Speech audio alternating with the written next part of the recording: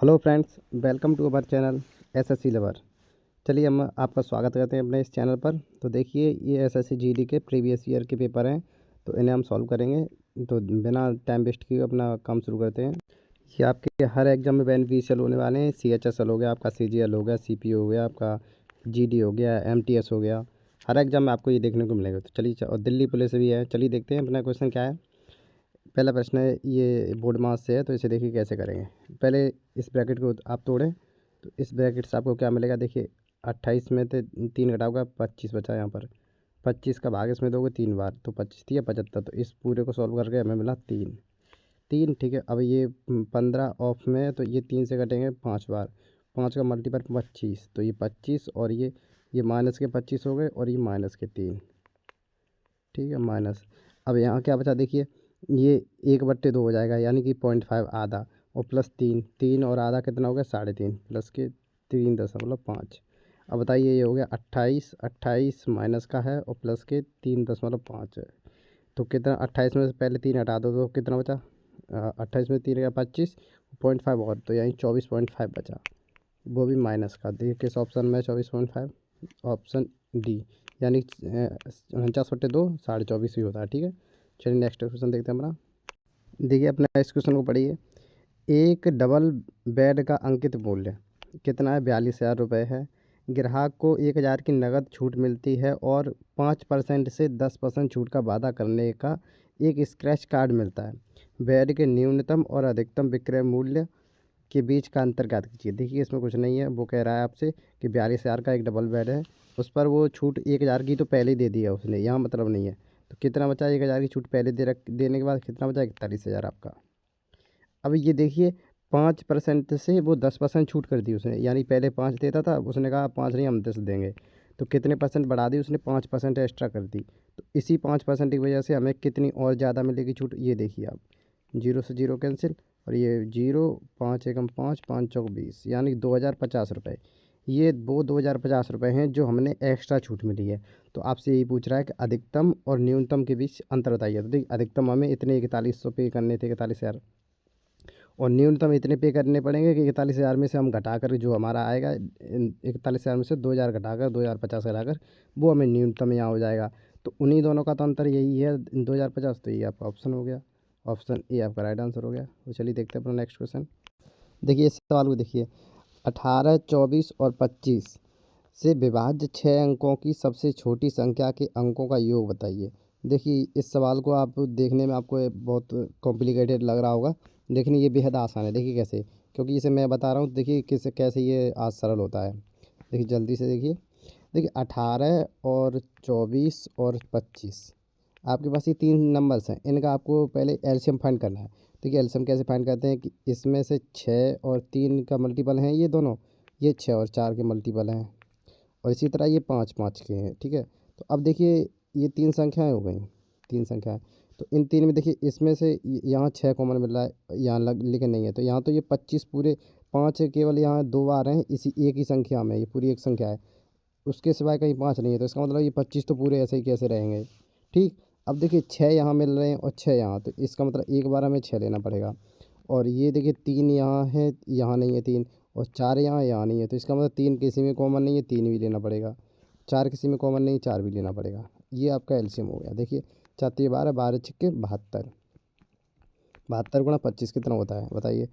25 दूनी 50, हासिल 5, 25 सत्ते 175 और 5 180, यानी 1800 आपका एलसीएम हो गया। एलसीएम हो गया आपका 1800। ठीक है, बस आपका सवाल हो गया, ये समझिए 1800 आपका एलसीएम हो गया है।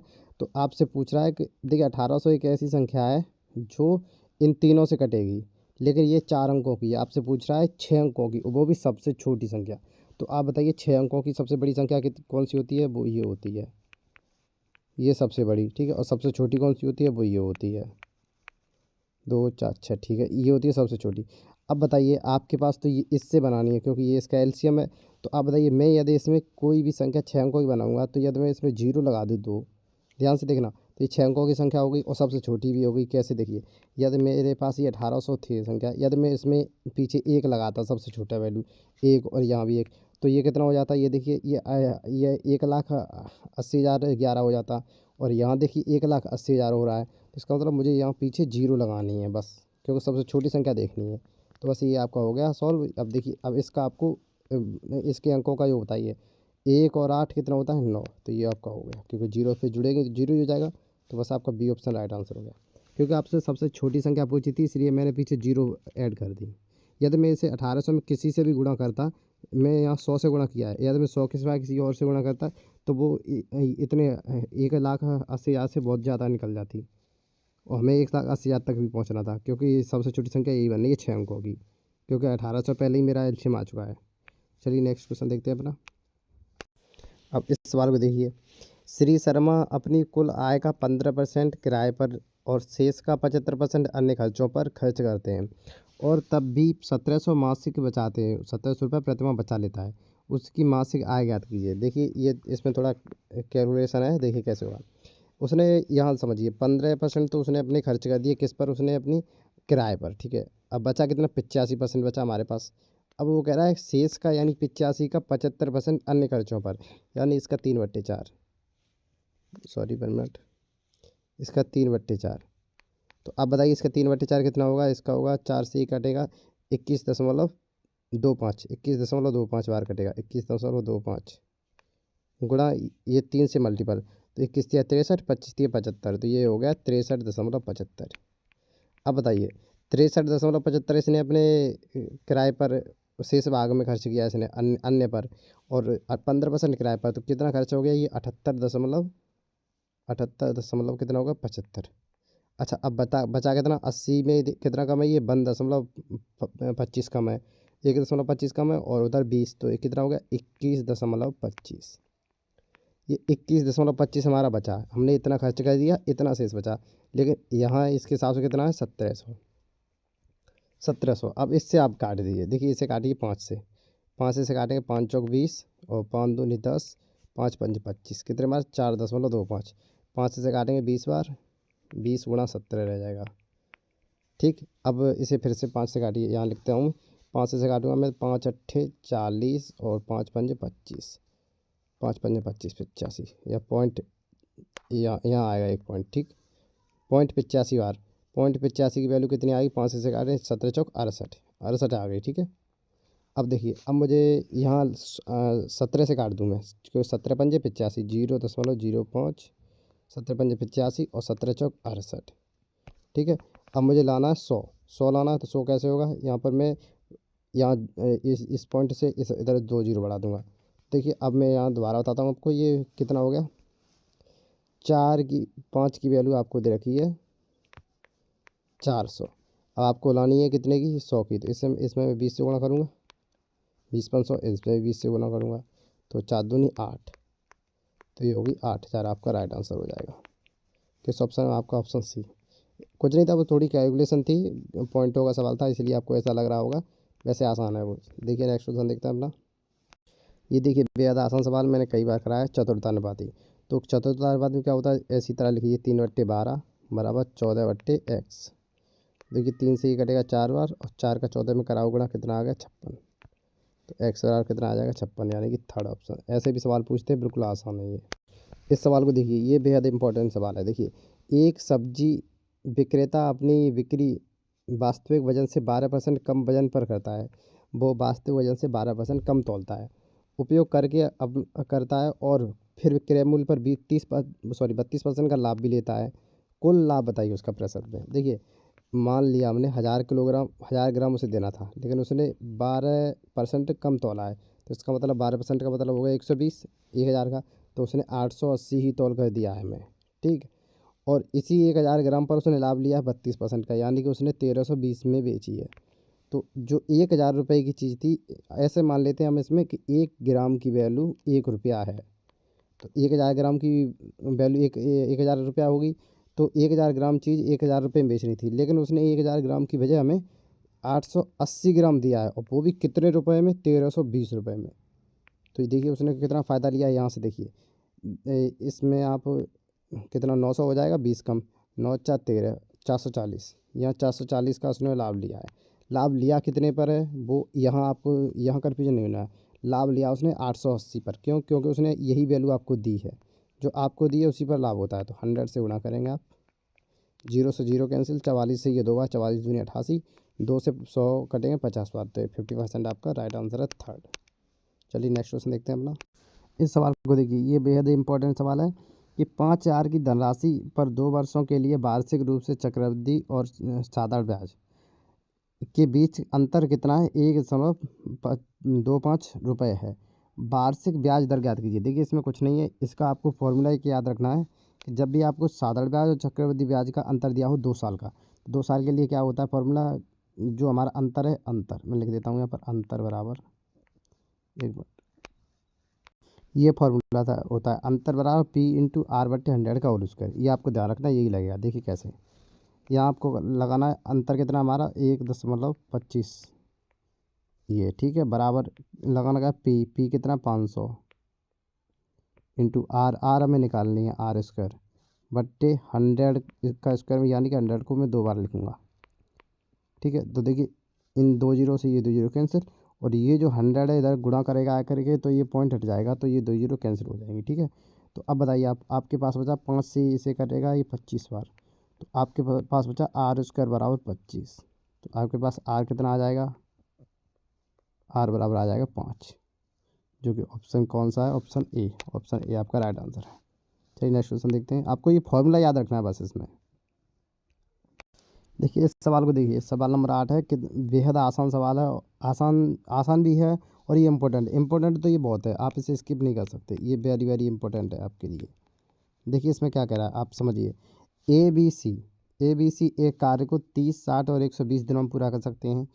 ए कार्य पूरा करने से 10 दिन पहले कार्य छोड़ देता है, बी कार्य पूरा होने से 5 दिन पहले कार्य छोड़ देता है, तो संपूर्ण कार्य को कितने दिनों में पूरा किया जाएगा इन तीनों के द्वारा? तो देखिए इसमें कुछ नहीं, पहले आप इसका एलसीएम ले लीजिए। 30, 60, 120 का एलसीएम 120 हो गया, आपको पता है।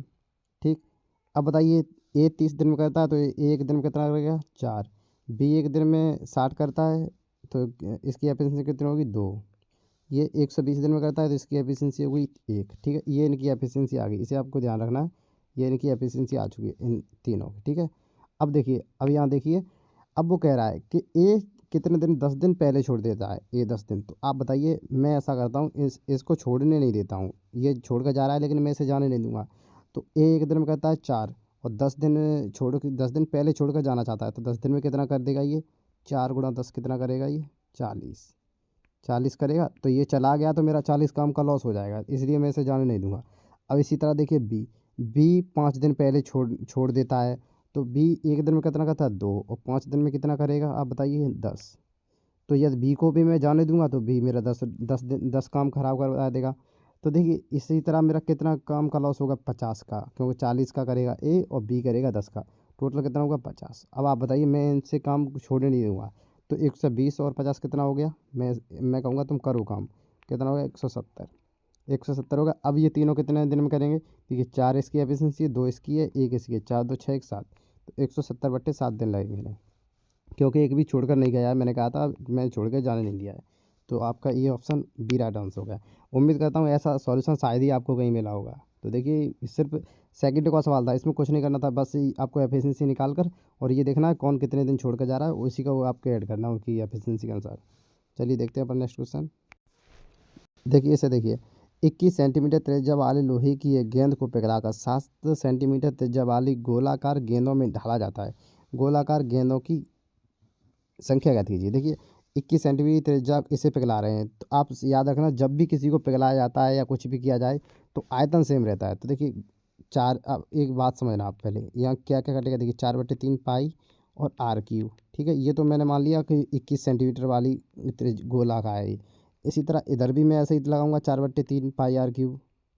ठीक है, क्योंकि ये 7 सेंटीमीटर की है तो आर क्यूब। देखिए यहाँ पर सेम क्या है, 4/3 और 4/3 पाई और पाई, तो इसका मतलब आर की आर आर अलग है, क्योंकि एक तरफ आर 7 है, एक तरफ आर 21 है, तो इसका मतलब मुझे पूरा फॉर्मूला नहीं लिखना है, मुझे सिर्फ इतना लिखना है कि देखिए यहाँ इतना लिखना है मुझे सिर्फ, आर क्यूब बराबर एन इंटू आर क्यूब, इतना लिखना, क्योंकि यहाँ पर एन संख्या बनेगी। तो देखिए बड़ी आर का मान कितना है मेरे पास 21, 21 गुणा 21 में 3 बार लिख सकता हूँ। ठीक, बराबर छोटी एन मुझे निकालनी है, एन गुणा ये कितना है 7 गुणा 7। ठीक है, अब आप बताइए 7 से ये कटेगा 3 बार, 7 से ये कटेगा 3 बार, 7 से ये कटेगा 3 बार। तो आप ये बताइए इनका तीनों को मल्टीपल करेंगे कितना आ जाएगा, 3 3 9 9 30 27 बराबर n। तो n बराबर कितना आ गया आपके पास 27। कौन सा ऑप्शन है आपका, ये देखिए ऑप्शन ए आपका राइट आंसर है। ठीक, चलिए नेक्स्ट क्वेश्चन तरफ देखते हैं अपना। आप इसे डायरेक्ट भी कर सकते थे अपने माइंड में सोचकर कि 4/3 पाई तो कटता है, कैंसिल ही होता है, तो यहाँ से 7 से आप इसे काट देते 3 बार। 7 21 ऐसे करके 3 7 थे और 3 21 थे, तो और जो बचता उसका क्यूब कर देते। चलिए देखते हैं नेक्स्ट। नेक्स्ट देखिए, नेक्स्ट सवाल क्या है, इसे पढ़िए। 5 और 12 के तृतीय अनुपाती का 5 8 और 9 के चतुर्थानुपाती से अनुपात। देखिए तृतीय अनुपात क्या होता है आपको पता होगा, b² तो b² कितना 12, 12 का स्क्वायर कितना होगा 144 बट्टे ए कितना है हमारे पास 5। ठीक है, ये तो हो गया हमारा तृतीय अनुपात। अब इससे अनुपात पूछ रहा है किससे, कि 5 8 9 का चतुर्थानुपाती। तो देखिए 5 8 का कितना होगा 5/8 बराबर 9/x। ठीक है, तो 9 8 72/5 हो गया, ये हो गया 72/5। ठीक है 5। अब आप 5 से 5 को कैंसिल आउट कर सकते हैं और 72 से 144 2 बार, तो 2:1 हो गया आपका किस ऑप्शन में, ऑप्शन ए में है आपका 2:1 है। ठीक, तो चलिए अब बढ़ते हैं अपने नेक्स्ट क्वेश्चन की तरफ। देखिए इस सवाल में क्या करा है, 3 के पहले 10 गुणजों का ये औसत बताइए। देखिए इसका मैं आपको बिल्कुल शॉर्ट तरीका बताऊंगा सिर्फ एक लाने का। देखिए क्या करना है आपको, ये 3 लिखिए, 3 को ऐसे लिख लीजिए। 10 लिखें, 10 से एक आगे बढ़ाकर 11 लिख दीजिए और इसका बस आधा कर दीजिए आप।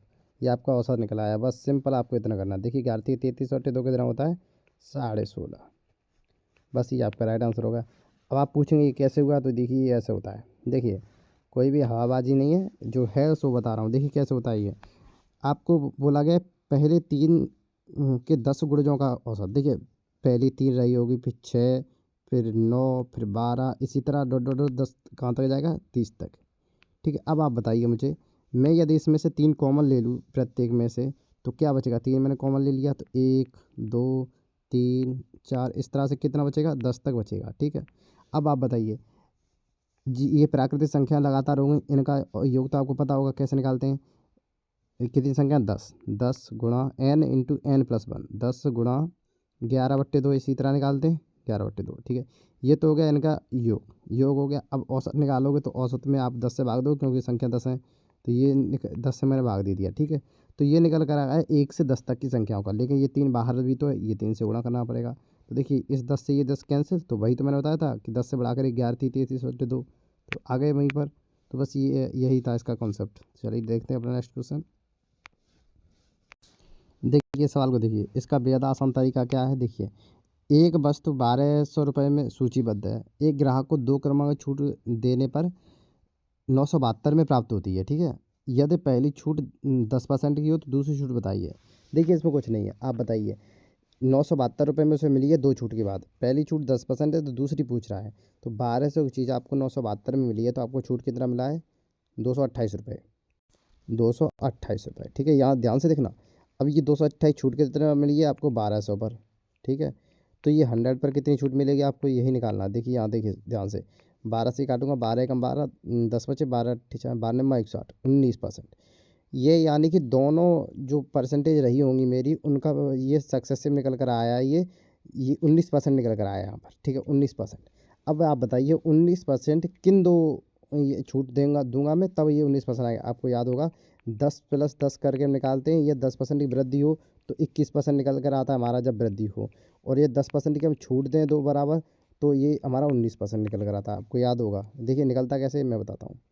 देखिए कि जब 10% आप छूट देते हैं किसी को, तो हमने 10 और 10 जोड़कर माइनस के 10 गुणा 10 कर देते हैं, इस तरह छूट दे रहे हैं हम आप, और 100 से भाग देते हैं, तो देखिए 0 से 0 कैंसिल, तो एक एकम एक, 10 और 10 20, 20 माइनस 1 कितना होता है 19, तो ये इस तरह से 19% आता है। तो इस तरह से दो सक्सेसिव का 19 आया है, तो इसका मतलब दोनों में 10 रही होंगी, 10 छूटी रही होंगी। यदि आप इस तरह से नहीं करना चाहते हैं तो आप ऐसे भी कर सकते हैं इसे।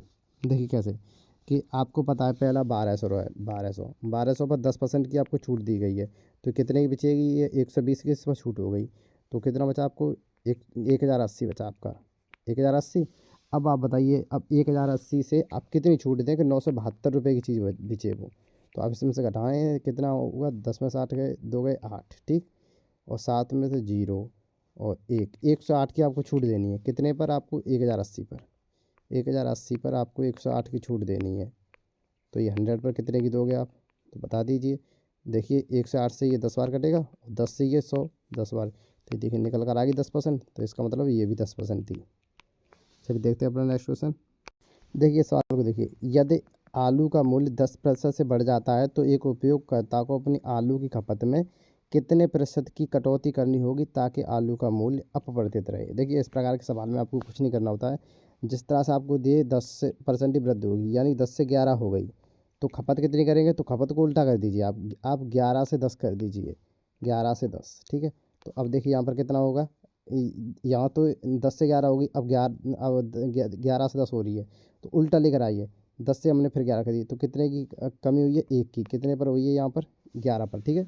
तो 11 पर कमी, तो 100 पर यही कमी कितने की हो जाएगी, तो 9 पॉइंट,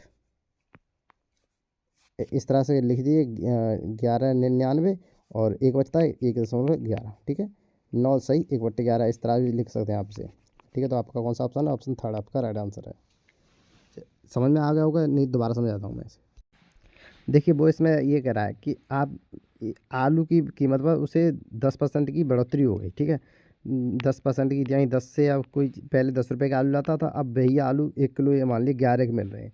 अब वो कह रहा है खपत में कितने % की कमी करें, तो अब हम कहते हैं एक काम करते हैं, अब हम 11 से 10 कर देते हैं अपना। पहले हम ये हमारी ये खपत थी, हम पहले इतने लेकर आते थे, अब हमें इतने लेकर आने, पहले इतने रुपए में लाते थे, अब वही रुपए हमारी खपत बन जाएंगे। तो देखिए हमें कितने कमी कर दी हमने, 1 की, कितने पर, 11 पर। तो यही आपको इस तरह के सवाल में आप इसी तरह से अप्रोच लगाएं, आपका आंसर बहुत जल्दी आता है इससे। चलिए नेक्स्ट क्वेश्चन देखते हैं अपना।